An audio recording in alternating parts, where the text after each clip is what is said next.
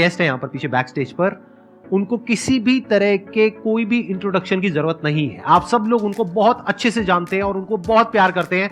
Please give an energetic and warm welcome to the one and only doctor Vikas Divya Kirti sir.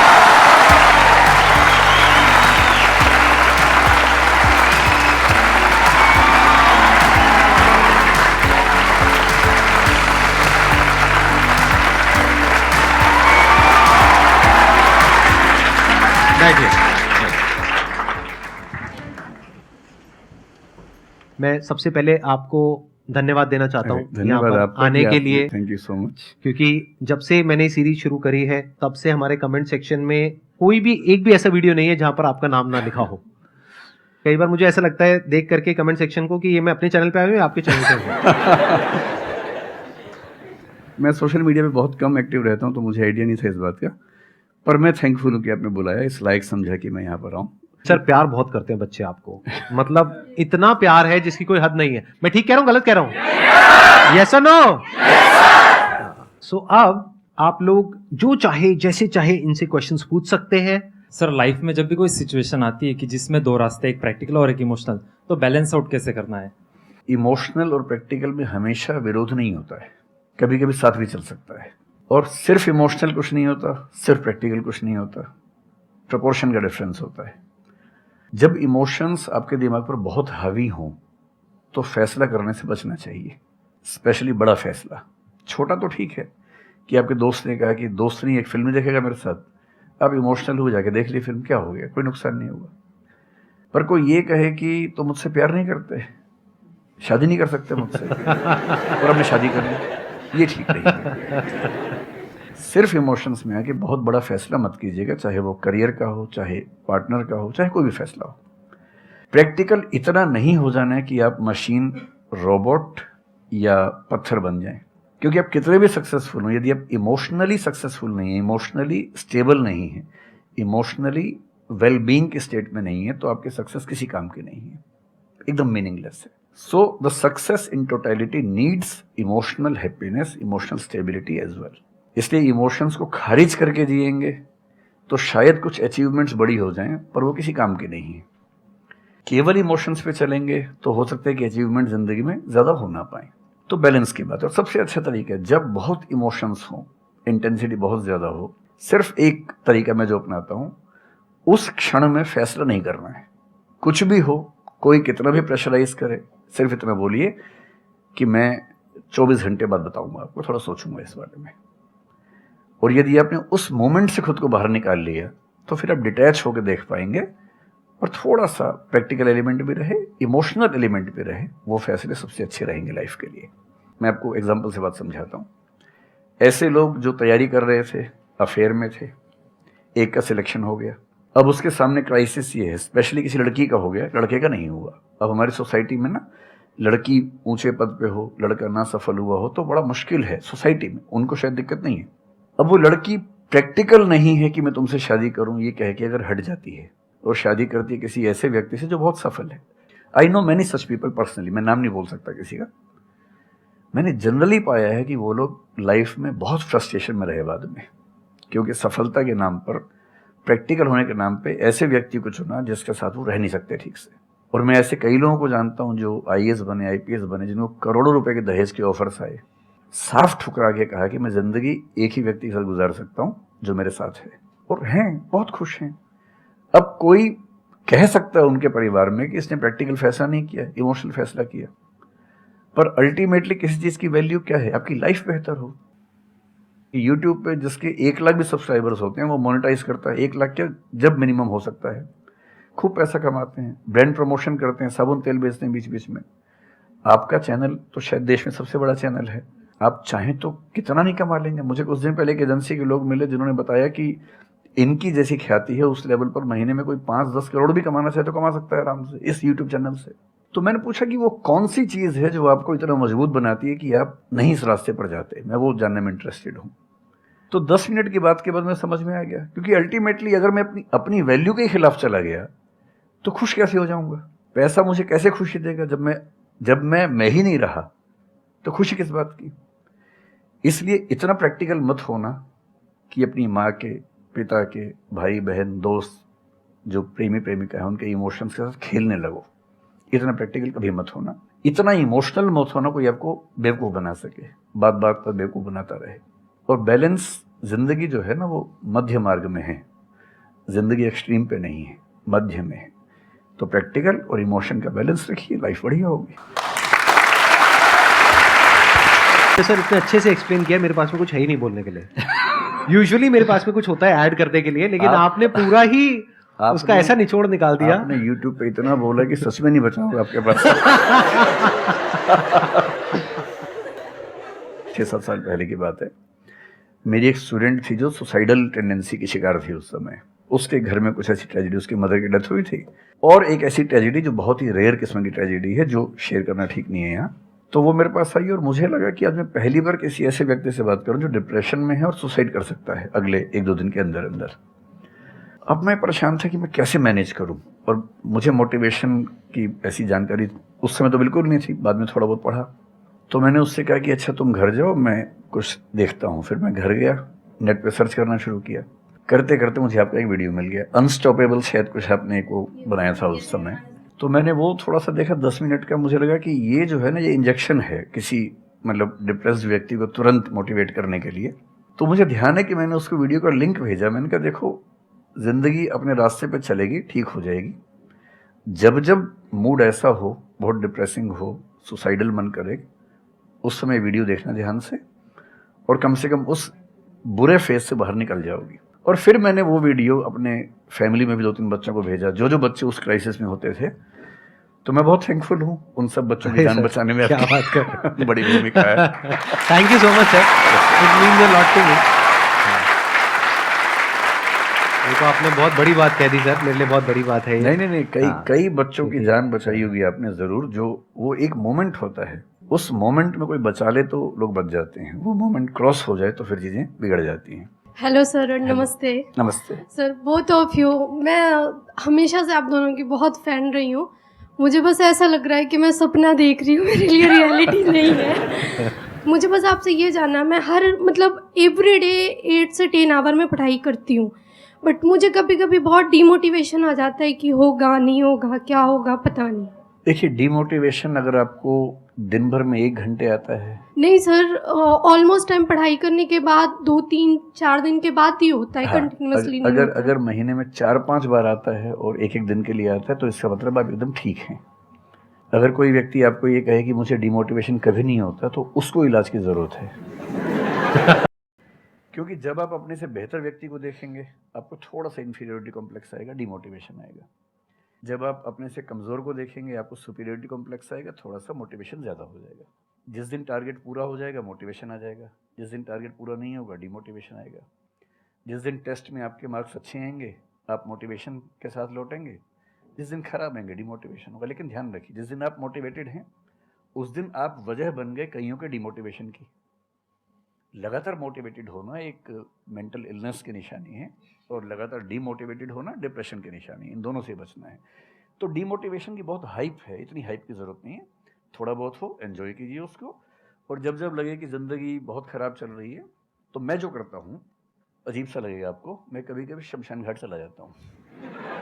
सच कह रहा हूँ, ये सुनी है, आपने मजाक नहीं कर रहा वीडियोस हूँ। में भी कहा है। सच में चला जाता हूँ, या ट्रॉमा सेंटर चला जाता हूँ देखने के लिए। ट्रॉमा सेंटर में जाके 1 घंटा बैठ के आ जाइए, मोटिवेशन आ जाएगा।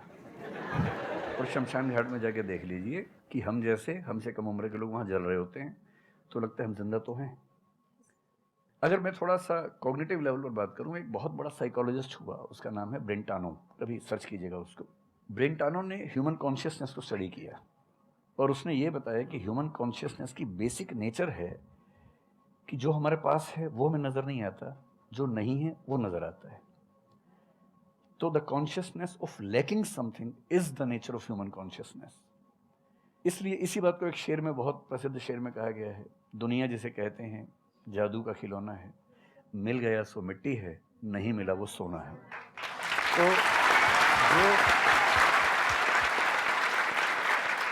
तो जो आपको नहीं मिलेगा ना, हमेशा बड़ा होकर दिखेगा, जो मिलेगा छोटा हो जाएगा। तो ईमानदारी इसमें है कि जब जब डिमोटिवेशन और डिप्रेशन हो, एक कागज़ लेके बैठ जाइए और एक तरफ लिखिए, मेरी ज़िंदगी में ऐसा क्या क्या है जो दूसरों के पास नहीं है। पेज भर जाएगा पूरा। तो जो है उस पर ध्यान दीजिए और एंजॉय कीजिए।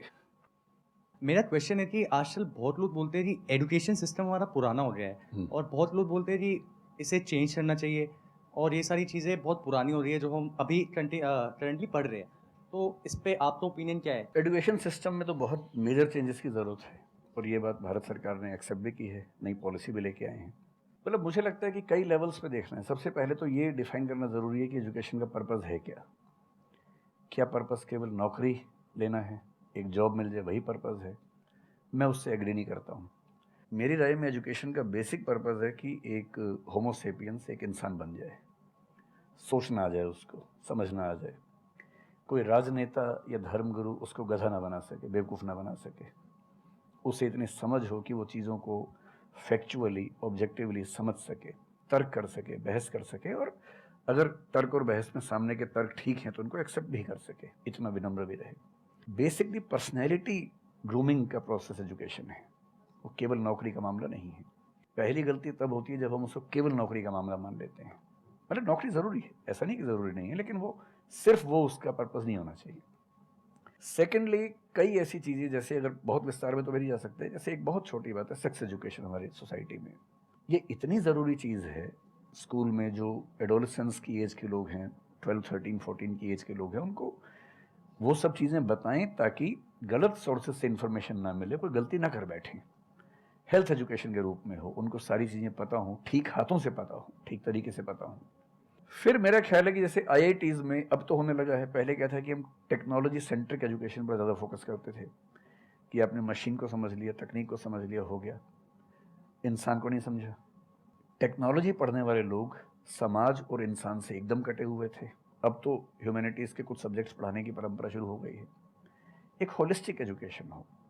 ह्यूमैनिटीज़ वाला बच्चा केवल हिस्ट्री, पॉलिटिकल साइंस, सोशियोलॉजी पढ़ता है, उसको कोडिंग का सी भी नहीं आता, टेक्नोलॉजी बिल्कुल नहीं आती उसको MS एक्सेल भी नहीं पता क्या होता है। टेक्नोलॉजी वाला सिर्फ टेक्नोलॉजी पढ़ता है, वो ह्यूमन ब्रेन को नहीं पढ़ना चाह रहा, सोसाइटी को नहीं पढ़ना चाह रहा।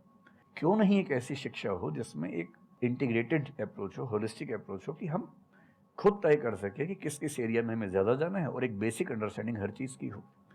तो बेसिक 3 फार्मूले माने जाते हैं। एक यूनिवर्सलाइजेशन ऑफ प्राइमरी एजुकेशन है कि 10वीं क्लास तक की शिक्षा हर बच्चे को मिले, ठीक से मिले। वोकेशनलाइजेशन ऑफ सेकेंडरी एजुकेशन, यानी 11वीं 12वीं की पढ़ाई का पर्पज़ है कि बच्चा ये समझ पाए कि उसको ज़िंदगी में आगे कहाँ जाना है।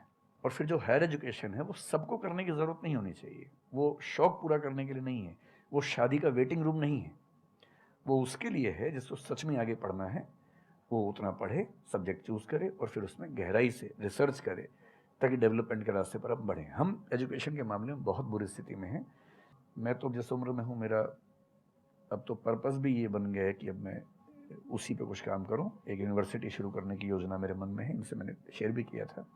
और मैं जिस तरह का विश्वविद्यालय सोचता हूँ, वो नौकरी देने के पीछे पागल नहीं होगा, वो होमो सेपियंस को कायदे का इंसान बनाने की कोशिश करेगा। नौकरी तो उसका एक पार्ट है। मतलब आप जितने भी सफल लोगों को देखेंगे जनरली, जैसे मैंने इन्हीं से पूछा, ये जिस फील्ड में सफल हैं, इनका जो करियर है, अगर मैं इसको छोड़ भी दूं तो अदरवाइज भी जो इनका करियर है वो उस विषय से जुड़ा हुआ नहीं है जो इन्होंने पढ़ा है ग्रेजुएशन में। मेरा भी नहीं है, आमतौर पर किसी का भी नहीं है। 90% लोगों को मैं देखता हूँ जो सक्सेसफुल हैं, उनके ग्रेजुएशन के सब्जेक्ट में और लाइफ की फील्ड में कोई लिंक नहीं है। तो बेसिक पर्पस क्या है? वो स्मार्टनेस बाहर आ जाए, ग्रूमिंग हो जाए, इंटेलिजेंस है, इमोशनल इंटेलिजेंस है, वो सब जो टूल्स हैं वो उस बच्चे को सीखने को मिल जाए ताकि फिर वो ज़िंदगी को फेस कर सके, इनोवेट कर सके, नए रास्ते निकाल सके। 1000 रास्ते दुनिया में होते हैं। तो सच बात है कि काफ़ी चेंजेस की ज़रूरत है और आप और हम मिलकर करेंगे चेंजेस। एजुकेशन वाइज अगर देखा जाए तो मैंने बहुत ज़्यादा कुछ नहीं किया है अपनी लाइफ में, बट मेरे स्टैंड पॉइंट से अगर आप देखोगे कि एजुकेशन क्या है, तो एजुकेशन का सबसे बड़ा गोल ये है कि एक इंसान का दिमाग खुले, बजाय कि उसका दिमाग इतना नैरो डाउन हो जाए कि उसको लगे कि बस यही अगर हो गया तो सक्सेस है, ये नहीं हुआ तो फेलियर है। आप अनगिनत तरीकों से अपने गोल को, अपने पर्पस को, या जो भी आप करना चाहते हो उसको अचीव कर सकते हो। एजुकेशन का सबसे बड़ा गोल ये होना चाहिए, और वही मेरी कोशिश है अपने इन सेशंस के थ्रू करने की, कि एक इंसान का दिमाग खुल जाए, उसके दिमाग में एक पॉसिबिलिटी माइंडसेट आ जाए, ना कि एक लिमिटेड माइंडसेट हो कि बस ये हो गया तो बहुत है। अब प्रॉब्लम क्या है, ये जो लिमिटेड माइंडसेट है ये बहुत लोगों का है। करोड़ों लोगों का है, तो वहां पे कंपटीशन भी बहुत है। पॉसिबिलिटी माइंडसेट जबकि देखा जाए तो ज्यादा इंटरेस्टिंग है, लेकिन बहुत कम लोगों का है और वहां पे कंपटीशन कम है। और पॉसिबिलिटी माइंडसेट क्या होता है कि कोई भी काम अगर मैं कर रहा हूं, अगर वो नहीं हुआ तो इसका मतलब ये नहीं है कि मैं फेल हो गया, इसका मतलब ये है कि मैं क्रैक नहीं कर पाया। There has to be a way. ये एजुकेशन काम अगर कर दे तो रियल एजुकेशन हो गई हमारी। मतलब एक इंसान को, हाँ जब सॉरी, थॉमस एडिसन बल्ब के आविष्कार में लगा हुआ था, हाँ जी, 1000 बार फेल हुआ, तो किसी ने उससे पूछा कि यार तुम बार बार करते हो, होता तो है नहीं तुमसे, क्यों कर रहे हो? तो उसने पता है क्या कहा? हर फेलियर के बाद मैं ये जानता हूं कि बल्ब इस तरीके से भी नहीं बन सकता, और अब मैं 1000 तरीके जानता हूं कि इन तरीकों से नहीं बनेगा, और उसके बाद वो तरीका ईजाद हुआ जिससे बना। एजुकेशन से एक इंसान का दिमाग इतना खुल जाए कि सबसे पहली चीज तो उसको यह समझ आए कि मैं कुछ भी नहीं जानता हूं। हाँ, एकदम ठीक बात है। एजुकेशन मस्ट बी सच कि वो लाइफ लॉन्ग आपका एक क्वेश्चनिंग माइंड बना ही रहे, कि आप कहीं भी हो, कुछ भी कर रहे हो, आपके दिमाग में क्वेश्चंस चले, questions related to the problems. जो भी आप काम कर रहे हो वो क्या है? अल्टीमेटली प्रॉब्लम सॉल्विंग है, तभी उस काम में वैल्यू है। अगर किसी की कोई प्रॉब्लम ही नहीं सॉल्व कर रहे हो तो उसमें वैल्यू कहां ऐड हो रही है? और वैल्यू नहीं ऐड होगी तो आपको पैसा कैसे मिलेगा? फिर चाहे जॉब हो चाहे बिजनेस हो। सो द आइडिया इज कि आपका दिमाग ये चलना चाहिए, अच्छा ये प्रॉब्लम है ना, पहले तो मुझे नहीं पता है कि इसको सॉल्व कैसे करना है, क्योंकि अगर आपको पहले से ही पता है तो आपको वही पता है जिस तरह से वो प्रॉब्लम सॉल्व होती आई है। That may not be relevant in today's context, but still आप उसको उसी तरह से सॉल्व करोगे जिस तरह से सब कर रहे हैं। वहां पर कॉम्पिटिशन है, फिर आप कहोगे कि कुछ हो नहीं रहा है। सो द आइडिया इज कि पहले तो ये प्रॉब्लम है जो मुझे अच्छे से समझ आई, मैंने इस पे फोकस किया, अब इसको सॉल्व करने के इन्फिनिट तरीके हैं, एक रास्ता नहीं है, बहुत सारे रास्ते हैं, मुझे पता नहीं है। This is the goal of education, कि मुझे नहीं पता है लेकिन पता किया जा सकता है। This is another goal of education. उसमें से कुछ तरीके काम करते हैं, कुछ नहीं करते हैं, यह भी हमको क्लियरली पता होना चाहिए। मतलब job personality must be dynamic, it must not be static. जैसे मैंने देखा है बहुत लोगों को जो मुझे मिलते हैं, कुछ लोग हैं उसमें से जो, जैसे मैं सर से मिला, अभी ऑफ कैमरा हम लोग बैठे हुए थे, डिस्कशन कर रहे थे, तो it was a great experience sir, आपके साथ में बैठ करके जिस तरह से, जिस ठहराव से सर बात कर रहे थे, जिस तरह से चीजों को सुन रहे थे, समझ रहे थे, और मैं क्वेश्चंस पूछ रहा था, ये मेरे से क्वेश्चंस पूछ रहे थे, तो there was a conversation which was going on. On the other hand there are some people जिनसे मैं कभी कहीं मिला तो उनकी अप्रोच क्या है कि मुझे सब पता है, वो गड़बड़ हो जाती है। शिक्षा की दुनिया में बहुत प्रसिद्ध कहावत है, भारतीय अगर परंपरा में देखें तो विद्या ददाति विनयम में एक बहुत प्रसिद्ध कथन है। अगर कोई पढ़ा लिखा आदमी अपने ज्ञान की वजह से अहंकार करे तो मान लीजिए कि वो पढ़ा लिखा नहीं है, पढ़ाई उसके दिमाग पर हावी हो गई है, अभी उसको अंदाजा नहीं है कि कुल संसार के ज्ञान में उसकी हिस्सेदारी डेसिमल में भी नहीं है। और जिसको ये पता है कि मेरा ज्ञान बहुत कम है, वो विनम्र ही रहेगा। और इसलिए जो बड़े प्रोफेसर्स हैं, अगर आप कभी सुनेंगे, मैं जानता हूँ, मैं यूनिवर्सिटी में जब पढ़ता था, सबसे बड़े प्रोफेसर क्या बोलते थे कि मैं इस विषय का विद्यार्थी हूँ, कभी नहीं बोलते थे कि मैं प्रोफेसर हूँ। इतना साहस किसी में कैसे कि मैं प्रोफेसर हूँ? अरे आप जिंदगी भर स्टूडेंट बने रहेंगे तो ही काफ़ी है, उससे बड़ी बात तो सोचने भी नहीं चाहिए।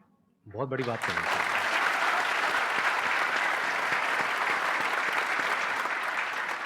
मतलब कि एजुकेशन का गोल आपको प्रोफेसर बनाना नहीं है, आपको स्टूडेंट बनाना है। अगर सर की बात को आगे एक्सटेंड किया जाए, एकदम सही बात। एक लाइफ लॉन्ग स्टूडेंट, कि आप सीखते चले जा रहे हो, सबसे, जिससे मिल रहे हो, लोगों से सीख रहे हो, सिचुएशन से सीख रहे हो, अपनी लाइफ के अच्छे एक्सपीरियंसेस से सीख रहे हो, बुरे से सीख रहे हो। जैसे मैंने देखा है जब भी यहाँ पे कोई क्वेश्चंस पूछते हैं ना, सबके क्वेश्चंस एक ही होते हैं, सर सक्सेसफुल कैसे हो। कभी मैंने आज तक ये क्वेश्चन नहीं सुना किसी का भी जो इससे बड़ा क्वेश्चन है, जो आप रिलेट कर जाएंगे कि सर सक्सेस हमारा दिमाग खराब किस तरीके से करती है, या सक्सेस का क्या माइनस पॉइंट है। सही बात। सक्सेसफुल होने से बड़ा है मीनिंगफुल होना, सार्थक होना। सफल होना छोटी बात है, सार्थक होना ज़्यादा बड़ी बात है। सर मेरा क्वेश्चन ये है कि लाइफ में बहुत सारे सर्कमस्टांसेस आते हैं जहाँ पे मतलब हमें ये लगता है, बहुत सारे निगेटिव थॉट्स आते हैं कि मतलब आगे कैसे बढ़े, how to get rid of fear of failure. Sir कैसे हम इसको हैंडल करें? अगर हम कोई किसी चीज़ को शुरू करना चाहते हैं सर, तो हमारे दिमाग में बहुत सारे निगेटिव थॉट्स चलते रहते हैं, हो पाएगा नहीं हो पाएगा, बहुत तरह के नेगेटिव क्वेश्चंस आते रहते हैं सर, तो इसको कैसे हैंडल करना है सर इस सिचुएशन को?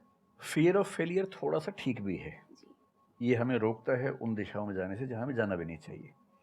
जैसे मान लीजिए मैं सोचूं कि मैं फुटबॉल प्लेयर बन जाऊं, मुझे पता है कि नहीं बन पाऊंगा, मेरी फिटनेस वैसी नहीं है, तो मुझे ये फियर रोक लेगा, ठीक बात है ना। ये ज़रूरी नहीं है कि आप दुनिया में हर चीज़ के लिए ठीक हो। हर किसी का एक पैकेज है, हर किसी का जो एट्रीब्यूट्स हैं या वर्च्यूज हैं उन सबका एक पैकेज है. We can be good at few things, we can be best at maybe one thing, we can not be best at everything. तो ये बहुत ज़रूरी है कि अपने एप्टीट्यूड को देख के हम सिलेक्शन करें कि हमें कहाँ जाना चाहिए. Yes, sir. ठीक है. अगर सिलेक्शन कर लिया है तो फिर फियर ऑफ फेलियर होने की वजह ये है कि या तो आप जो कंपटीशन है उस पर ज़्यादा फोकस कर रहे हैं, अपनी स्ट्रेंथ पे कम फोकस कर रहे हैं.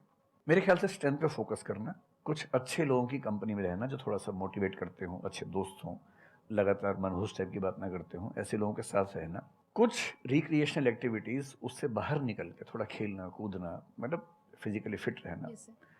वो सब रहेगा तो हार्मोन्स जो हमारे दिमाग में आते हैं उससे, फिजिकल एक्टिविटी से, जो एंडोर्फिन्स वगैरह हैं, हैप्पी हार्मोन्स हैं, डोपामाइन वगैरह है, वो रिलीज होते रहें तो हम वैसे भी बहुत फियर से बचे रहते हैं. और अंत में मेरा तरीका ये है कि अगर मैं कुछ नहीं करूँगा तो फेल होना तय है, करूँगा तो चांस है कि फेल होऊंगा या पास हो जाऊँगा. तो नहीं करने में तो तय है कि फेल हो गया, तो क्यों ना एक बार चांस ले लेते हैं.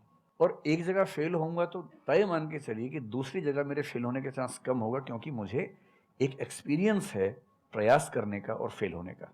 और वो एक्सपीरियंस किसी ना किसी क्वांटिटी में हर फील्ड में काम आता है. मैच्योरिटी आपके अंदर आती है.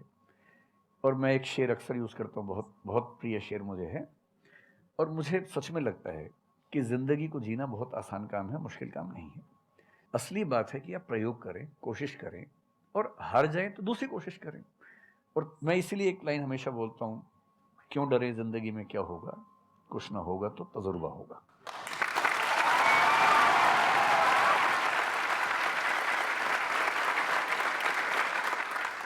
मुझे भी सर के जैसे मोटिवेशनल स्पीकर बनना है सर. पर मैं ये सोचती हूँ कि अगर मैं वीडियो बनाऊँगी, कंटेंट बनाऊँगी, तो संदीप सर को छोड़ के या फिर बहुत बड़े बड़े मोटिवेशनल स्पीकर्स हैं उनको छोड़ के मुझे देखेगा कौन. मतलब ये मेरे अंदर थॉट्स आते हैं कि अभी मेरा मतलब मैं 19 ईयर की हूँ, तो मैं जब वीडियो कंटेंट बनाऊँगी तो मैं कुछ, मुझे ऐसा मतलब मेरे अंदर ये थॉट है कि मैं कोई बड़ा आदमी नहीं हूँ या फिर कुछ बड़ा नहीं हूँ, तो मैं ये वीडियो कैसे डाल सकती हूँ. लोग क्या सोचेंगे कि मतलब तू ये तो खुद कुछ नहीं है और लोगों को मोटिवेट कर रहा है. ऐसा मेरे अंदर थॉट आता है. पहले या तो कुछ कर लीजिए ज़िंदगी में, उसके बाद मोटिवेट कर लीजिए. Yes, sir. और नहीं तो मोटिवेशन एक पूरी साइंस है, जी, साइकोलॉजी से जुड़ी साइंस है, उसको ठीक से पढ़ के रिसर्च करके उससे बात कीजिए. शुरू में तो जब इन्होंने भी शुरू किया होगा, जी सर. कहाँ शुरू में लोग जानते होंगे, बड़ी लंबी स्ट्रगल होती है. जी सर. किसी भी फील्ड में इतनी लंबी स्ट्रगल है. देखिए, जो आदमी सफल है ना, आप ये जो हमारा वर्तमान है ये ऐसे ही नहीं बन गया है. हर सफल आदमी का एक बहुत लंबा अतीत होता है जिस पर नज़र किसी की नहीं होती है.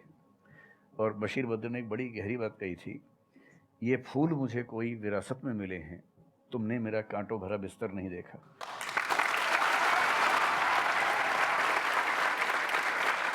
कितने साल तक ये लहूलुहान हुए होंगे, रोज़ छिला होगा शरीर, तब जाके लोगों ने पहचानना शुरू किया होगा. लगातार काम करने से, जिसको कंसिस्टेंसी कहते हैं, परसिवियरेंस कहते हैं, बात बनती है. आपकी भी बनेगी. मैं तो कई ऐसे लोगों को जानता हूँ जिन्होंने एकदम स्क्रैच से शुरू किया और उसके बाद वो टॉप पे पहुंचे. आपने अपने क्वेश्चन में दो बातें टच करी, एक कि आपको मोटिवेशनल स्पीकर बनना है, एक है कि फियर ऑफ फेलियर है. एक तो ये फियर ऑफ फेलियर को हटाइए. अगर आपको मोटिवेशनल स्पीकर बनना है तो अपने माइंडसेट को रखिए एक्सपेरिमेंटल माइंडसेट. आप ये समझिए, life is like an experiment. एक साइंटिस्ट का माइंड कैसा होता है, वो ये थोड़ी ना सोचता है कि मैंने ये एक्सपेरिमेंट किया, ये फेल हो गया तो क्या होगा. उसको पता है failure is the part of success. जब तक 20-30 बार, 50 बार, 100 बार कोई एक्सपेरिमेंट फेल नहीं हुआ, इसका मतलब वो कुछ नया ट्राई नहीं कर रहा. इसका मतलब वो तो रिपीट कर रहा है. जैसे स्कूल में बच्चे करते हैं लेबोरेटरी में, कि बुक में देखा बस उसको कॉपी किया. तो दोनों में फर्क हो गया ना. एक है कुछ नया डिस्कवर करना, कुछ नया क्रिएट करना. एक है जो क्रिएट हो चुका है उसको रिपीट करना. तो you are talking about becoming a motivational speaker. तो अगर आप मेरे जैसे बनेंगे तो कोई क्यों देखेगा आपको. आपको तो अपने जैसा बनना पड़ेगा ना. तो अब उसमें क्या करना पड़ेगा. अब आपको क्या पता कि आपके अंदर ऐसा क्या है जिसको लोग देखना चाहें. उसके लिए तो एक्सपेरिमेंट करना पड़ेगा, ट्राई करना पड़ेगा. एक तरह से आप वीडियो बना के डालोगे, कोई नहीं देखेगा. दूसरी तरह से बना के डालोगे, कोई नहीं देखेगा. फिर तीसरी तरह से, फिर चौथी तरह से. हो सकता है 6 महीने बाद, 1 साल बाद, 2 साल बाद जा करके कहीं थोड़ा सा कुछ ऐसा क्लिक हो जाए जो हो सकता है आपको लग रहा था कि शायद ये नहीं होगा और वो क्लिक हो जाए. बट ये सब होता उसी के साथ में जो कुछ कर रहा होता है, जो कुछ ट्राई करता है. जैसे ट्राई करोगे तो हो सकता है हो जाए, नहीं करोगे तो पक्का है नहीं होगा, जैसा भी सर ने थोड़ी देर पहले कहा था.